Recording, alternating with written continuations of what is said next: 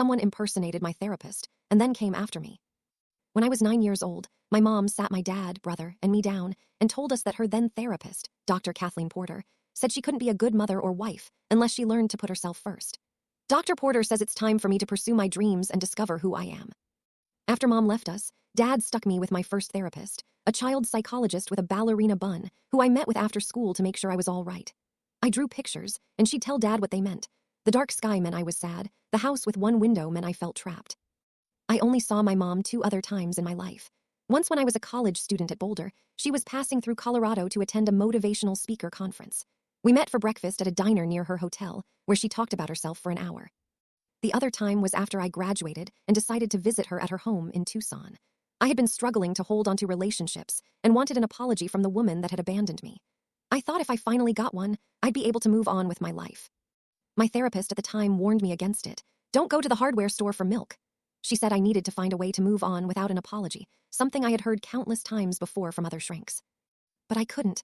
I needed one from my mom, and the problem was there was no apology to be had. When I confronted her, she told me she had saved herself by leaving our family, and she was forever grateful to Dr. Porter. After she didn't apologize, I decided the second best thing would be to get one from the woman I despised almost as much as my mom, Dr. Porter. Did this therapist know the wreckage she caused me? How many others had she hurt with her stupid advice? I knew she was still a practicing psychologist. I had Googled her through the years, keeping tabs on the woman responsible for ruining my life. She had never married or had kids, which made sense as to why she told Mom to leave us. She had imposed her chosen life on a patient, and I suspected Mom wasn't the only one. My mom didn't take my dad's last name, so Dr. Porter had no idea who I was when I scheduled an appointment with her. In our first session, I told her how damaged I was by my mom's abandonment and how I'd struggled in my adult life, all because my mom had listened to a depraved therapist who was probably unhappy in her own life. As I spoke about my heartache, Dr. Porter's face remained expressionless, unmoved like her stiff, straight black hair. She was completely unfeeling like a sociopath. At one point, she picked up a glass of water on a side table, and her blouse sleeve moved, revealing a small tattoo written in cursive, "You are enough." I went to a few more sessions, continuing to talk about the horrible psychologist that had stolen my mom away from me. I kept waiting for some response or revelation from Dr. Porter, saying she felt guilty because she had once given a patient the same advice and how she was now filled with regret. But nothing ever came. I finally decided I had had enough and would confront her and get the apology that I deserved. When I got to our next session, I saw her hugging the patient before me goodbye, which was odd because she had made it clear she had a strict no-hug policy due to her boundaries. The old lady patient thanked her for the hug and said, "Before, you seemed cold and distant, but something changed today. I felt like you were really there for me." When I sat down in her office, I noticed the lighting was a little darker than usual, and she was sitting in the shadow of the window curtain. Even still, I could tell something was different about her. She looked a little younger. Her skin was a bit tighter. I wondered if she had had a chemical peel. But there was something else, too, that I couldn't pinpoint. Something was off. When she opened her mouth, her voice sounded lower than before and a little hoarse. She told me she was getting over a cold. As the session went on, she was like a totally different person, compassionate and kind. She agreed with me that a therapist should never tell a patient what to do, let alone direct them to abandon their family, and told me how awful it must have been to have that happen to me. I was almost going to shout, "It was all because of you." But the problem was I wasn't sure the woman in front of me was Dr. Porter. She looked slightly different and acted entirely differently from the woman I'd been meeting for a month. At the end of the session, when she went to hug me, her shirt sleeve fell to her elbow, and I saw the tattoo was gone. That's when I knew this imposter was Dr. Porter. There was no way she could have had the tattoo removed, and for it to have healed, leaving no scar in the week since I had last seen her. Although this woman looked almost exactly like Dr. Porter, it wasn't her. Despite this, as we pulled out of the embrace, I had to admit the imposter's show of affection moved me. As soon as I got home, I Googled Dr. Porter. Did she have a twin that was covering for her? She did not. Did she have an identical secret child that had assumed her identity? Was someone impersonating her and going the extra length to get surgery? I live in LA, and at least a dozen people go to plastic surgeons every day to look like a Kardashian. Who was Dr. Porter, too, and where was the real Dr. Kathleen Porter? Later that night, I decided to return to Dr. Porter's office. I followed a cleaning crew around, stole their keyring, and got into her office. As a manager of a supermarket, I frequently covertly follow employees around to make sure they're doing their jobs. This was similar, except for the stealing part. And it wasn't really stealing. I wasn't going to keep the keyring forever. After I let myself into Dr. Porter's office, I opened the top desk drawer and found an empty box of black hair dye.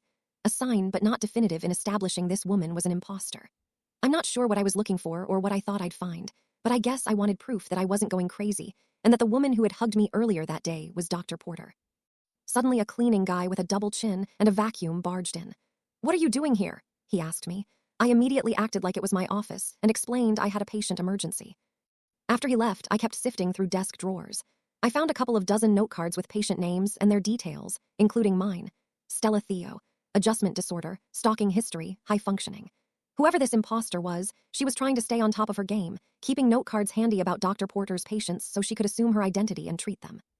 I wanted to go to the police, but I couldn't prove this woman was Dr. Porter with a missing tattoo and note cards. And I didn't think they'd believe me, because whoever the imposter was looked enough like Dr. Porter that they'd probably assume she had minor cosmetic surgery. The other issue was my dropped stalking charge. It wasn't a big deal until my ex turned it into one. After we broke up, I was just trying to get my AirPods back, but I almost got put on a 5150 hold because of it. I was worried if I got the cops involved with Dr. Porter and they found out I had gone through her stuff, they'd accuse me of stalking again, and this time, put me on a hold. Dr. Porter didn't have a family, so it's not like she had anyone close to her who would notice she was gone. And based on the exchange I had seen between the imposter and one of Dr. Porter's patients, it didn't seem like Dr. Porter's patients were bothered by the new woman. They preferred her because Dr. Porter, too, wasn't a bitch like the real one. In the next session, I told Dr. Porter, too, that she had hugged me, and I saw her hug another one of her patients, and how she had made it explicitly clear hugging patients went against her policies. I wanted to give her a not-so-subtle hint that I knew she wasn't the real Dr. Porter to see how she'd react. She didn't flinch and plainly explained that she was trying a different therapeutic approach to better align with her patients. She then excused herself to go to the restroom, and I walked over to her briefcase, looking inside for any clues. At the bottom, I found a small before and after Polaroid, a picture of a woman who looked a lot like Dr. Porter, alongside an after shot of her looking almost exactly like her. I stuffed it in my pocket right as she opened the door. She saw me next to the desk, and I quickly dropped down to the ground, pretending I was looking for an earring backing that had dropped. She got down on her knees next to me, helping me look until she noticed my ears. "Your backings are still on," she said. I thought one dropped," I stammered. She stood up and picked up a letter opener from the top of the desk that had a stainless steel razor-sharp knife-edge blade.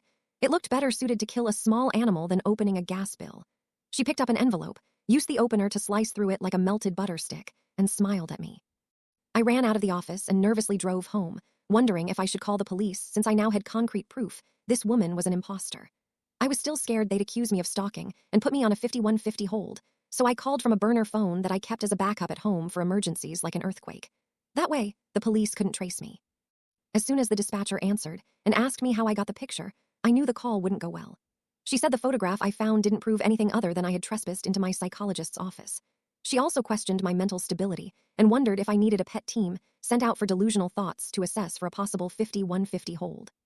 I immediately hung up, shaking, thinking about Dr. Porter too smiling at me while holding that letter opener.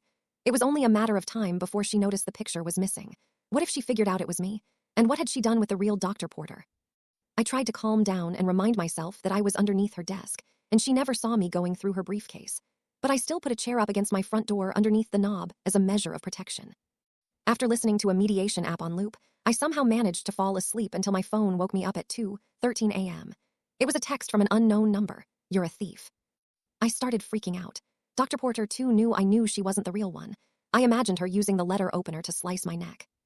The next morning, I waited until I heard my neighbor leave his apartment before leaving mine so I could ride in the elevator with him to our parking garage. I didn't want to be alone. I got in my car and headed to my job, sitting on the freeway in bumper-to-bumper LA rush hour traffic when I looked out my window at the car next to me. It was Dr. Porter, too, behind the wheel, smiling right at me. I quickly locked the car doors. Traffic started moving again, and I immediately changed lanes. As soon as I got to work, I ran into my office in the supermarket and locked myself inside. I couldn't focus the entire day, terrified of her barging in with the letter opener. The hours went by slowly, and when the workday was over, I rushed back to my car and drove straight home. Once inside my apartment, I locked and latched the door and put a chair underneath the doorknob again. I realized I had no food but was too scared to go to the supermarket. I imagined her in the produce section with the letter opener, stabbing a pear and watching the juice dribble out, smiling at me. So I ordered Mexican on DoorDash and waited. After I saw on the app that it had been delivered, I went downstairs to get it. But when I got to the lobby, I saw Dr. Porter, too, smiling outside, holding my burrito, so I ran back up to my apartment and locked myself inside again. I decided I wouldn't have contact with the outside world and try to let this whole thing blow over. If I didn't leave my place, she couldn't get to me, and if she showed up at my apartment, I would have a reason to call the cops on her for trespassing. I went on Instagram to search for Dr. Kathleen Porter to see if the imposter had posted any recent pictures of herself, ones where she might look different enough that I could point the police to her. But when I logged on, I saw my account had a new story, one I had never posted. It was a picture of me with the word thief written on my head in bold red letters. How did she hack into my account? I quickly deleted it. A week passed, and I didn't leave my place. I called in sick to work, only ordered food in, and asked my neighbors to bring it to me. I told them I had hurt my leg and couldn't walk. Dr. Porter, too, made no additional contact with me. But on the 7th night, desperate for something sweet to eat and with nothing at home, I ate an old lemon head and cracked my tooth on it. The pain was excruciating, and I knew I'd have to go to the dentist in the AM. When I got to the dental office the next day, my dentist told me that an assistant would numb me up and he'd be back soon. After he left, a woman came in, but it wasn't his assistant. It was Dr. Porter, too. She had followed me there. She stood before me, smiling, and rested her hand on a metal tray filled with dental instruments. Before she had the chance to use any of them on me, I jumped up from the chair and ran out of the office. When I returned to my apartment, I wondered if I was really seeing her, or if she was driving me to madness so she could have me committed and do away with me at the hospital. Or whether she was trying to get me alone so she could stab me with the letter opener. Over the next couple of weeks, I stayed at home, but couldn't sleep and kept calling in sick for work. My boss was threatening to fire me. I was worried I was going to lose my job. I had no savings and was going to be on the street if I couldn't work. The stress was killing me. My hair started to fall out. I couldn't even feel the tooth pain anymore because I was in some other reality. I was talking to myself in my apartment like a crazy person. I finally decided I had no choice but to meet with Dr. Porter too and try to reason with her, so I set up an appointment. When I got to her office, she shut the door behind me, and I noticed the prominently displayed letter opener on her desk, wondering if I'd made a grave mistake. "I've been waiting for you," she said, smiling. I told her that even though she was an imposter, I wouldn't tell anyone because I was sure she was better than the old Dr. Porter. I explained that I wasn't even a real patient of Dr. Porter's and had planned to confront her because my mom abandoned me and Dr. Porter was the one responsible. "I know," she said. I was totally confused. "What do you mean?" I asked. "I read your file and connected the dots." And then she said something that stopped me in my tracks. It happened to me too. She told me she had also been abandoned by her mother when she was a teenager because Dr. Porter told her mom to leave her family. And like me, she had started seeing Dr. Porter as a patient, hoping for an apology that never came. That's when she decided she needed to get rid of Dr. Porter to stop her from hurting any more families. As I already knew from the picture, she had looked a lot like Dr. Porter to begin with, so she only needed minor cosmetic surgery to look more like her. After having surgery, she pretended to show up for an appointment where she killed Dr. Porter with the letter opener. She had a friend that worked at a crematorium that helped her with the body. She had previously worked as a professional white hat hacker, hired by companies to compromise their networks to test their security systems, which allowed for a seamless transition to take over Dr. Porter's digital life, and also allowed her to hack into my Instagram account. She said that at first, she tried to scare me to keep me away from the police. But after she read all of Dr. Porter's notes about me, she just wanted to talk, so she could explain that she had no intention of harming me because, like her, I was just another one of Dr. Porter's victims. I took in the stunning news but still had one unanswered question. Killing her wasn't enough revenge, I asked. I needed to become her to fix all of her patients that she hurt, she explained. Dr. Porter, too, was the best therapist I ever had. Turns out all of the shrinks who told me I'd never be able to have a relationship until I made peace with what my mom did to me were wrong. Revenge isn't just sweet, it's healing. Dr. Porter, too, and I celebrated 7 years of marriage last year.